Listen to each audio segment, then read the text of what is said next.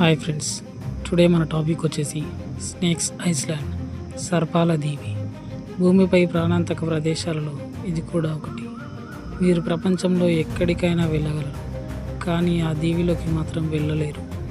వెళ్ళేందుకు permission ఉండదు, వెళ్తే తిరిగి వస్తారనే గ్యారంటీ కూడా ఉండదు. ఇటు నుంచి ఏ పాము మీద పడుతుందో తెలియదు, ఏ సర్పం కాటుకు ప్రాణం పోతుందో చెప్పలేము.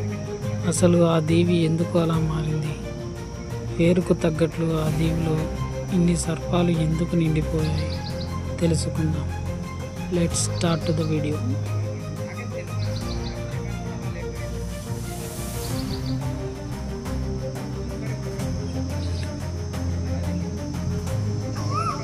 ఈ ప్రపంచంలో మీరు ఎన్నో పర్యాటక ప్రదేశాలు వెళ్ళి ఉంటారు. వాటిలో సముద్ర తీరాలు, దీవులు, గుళ్ళు, గోపురాలు, మిస్టరీ భవనాలు, దయ్యాల బంగ్లాలు ఎన్నో. కానీ మీకు వెళ్ళాలని ఉన్నా వెళ్ళలేని ఒక దీవి ఉంది, అదే స్నేక్ ఐలాండ్. ఈ సర్పాల దీవికి హైప్ ఎక్కువగానే ఉంది. దీన్ని అధికారికంగా ఇల్వాడా గ్రాండే అంటారు. బ్రెజిల్ పక్కన అట్లాంటిక్ మహాసముద్రంలో ఇది ఉంది. ఇది సావో రాష్ట్రంలో ఇటాన్హెయిమ్ మున్సిపాలిటీకి చెందింది. అంతా కలిపి 106 ఎకరాల దీవి. అక్కడికి మీరు వెళ్తే కొన్నిసార్లు ఎండగా, కొన్నిసార్లు చల్లగా, అప్పుడప్పుడు వర్షాలు పడుతూ మన దేశ వాతావరణంలాగే ఉంటుంది. అలాగని వెళ్ళి చూద్దామంటే బ్రెజిల్ ప్రభుత్వం పర్మిషన్ ఇవ్వరు. రహస్యంగా వెళ్ళేందుకు కూడా వీలు లేదు. ఎవరైనా పర్యాటకులు ఇలాంటి పనులు చేస్తారని ఊహించి అన్ని జాగ్రత్తలు తీసుకున్నారు. కాబట్టి ఆ దీవి గురించి చెప్పుకోవడమే తప్ప చేయగలిగేది ఏమీ లేదు. కానీ ఎంతో ఆసక్తికరమైన విషయాలు చాలా ఉన్నాయి. మచ్చుకి అత్యంత అరుదైన అంతరించే జాతులు చెందిన బోథ్రాప్స్ ఇన్సులారిస్ అనే బంగారు తల ఉన్న విషపూరితమైన పాములు ఆ దీవిలో ఉన్నాయి. పక్షుల్ని తింటూ అక్కడే బతుకుతున్నాయి. మరిన్ని విశేషాలు చెప్పుకుందాం. ఈ సర్పాల దీవి నిజానికి చాలా అందంగా ఉంటుంది. దట్టమైన అడవితో నిండి ఉంటుంది. దాని చుట్టూ ఉన్న సముద్ర తీరం ఏమాత్రం కాలుష్యం లేకుండా ఉంటుంది.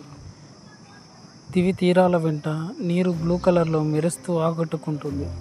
కానీ వెళ్ళలేం. పర్మిషన్ ఇస్తే కనుక ప్రపంచంలో ఎక్కువ మంది టూరిస్టులు అక్కడికి వెళ్తారు. అంత అందమైన దీవి అది. కానీ దీవి మొత్తం పాములమయం. చిన్న దీవి అయిన వేల కొద్ది సర్పాలు ఉన్నాయి. వాటిలో చాలా వరకు విషపూరితమైనవి. అందువల్ల అక్కడికి వెళ్ళిన వారు ప్రాణాలతో తిరిగి వస్తారనే గ్యారంటీ లేదు. ఆ దీవిలోకి వెళ్ళాక పాము కాటేస్తే అక్కడ నుండి బ్రెజిల్కి వచ్చేలోపే చనిపోయే అవకాశాలు చాలా ఎక్కువ. ఈ దీవి గురించి తెలుసుకోగానే అక్కడ ఉన్న పాములు ఎందుకున్నాయి అనే ప్రశ్న మనకు వస్తుంది. దానికి నిపుణులు ఆన్సర్ ఇచ్చారు. కొన్ని వేల సంవత్సరాల కిందట భూమిపై మంచు యుగం ఉండేది. సముద్రాలు కూడా మంచుతో ఉండేవి.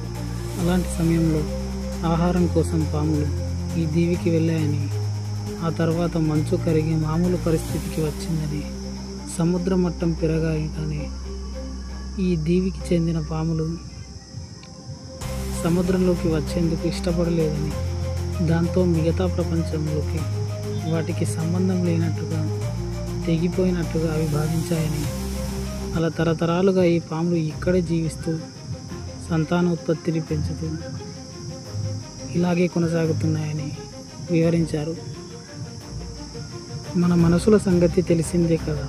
మనుషులు ఉన్న చోట పాములు బతకలేవు. మనల్ని కాటు వేస్తాయనే భయంతో మనలో కొంతమంది పాముల్ని చంపుతూ ఉంటారు. అందువల్ల కనీసం ఆ దీవిలోనైనా పాములు రక్షణగా ఉండాలని బ్రెజిల్ ప్రభుత్వం భావించి, అందువల్ల అక్కడికి ఎవరీ వెళ్ళకూడదని సూసైడ్ చేసింది. అంటే మనుషులను ఏదో అవుతుందని కాదు, పాములకు హాని జరుగుతుందని ఈ నిర్ణయం తీసుకుంది. అఫ్కోర్స్ మనుషులకు ప్రమాదమే. ప్రపంచంలో ఎలాంటి టూరిస్టులకైనా ఆ దీవిపై అడుగుపెట్టే ఛాన్స్ లేదు.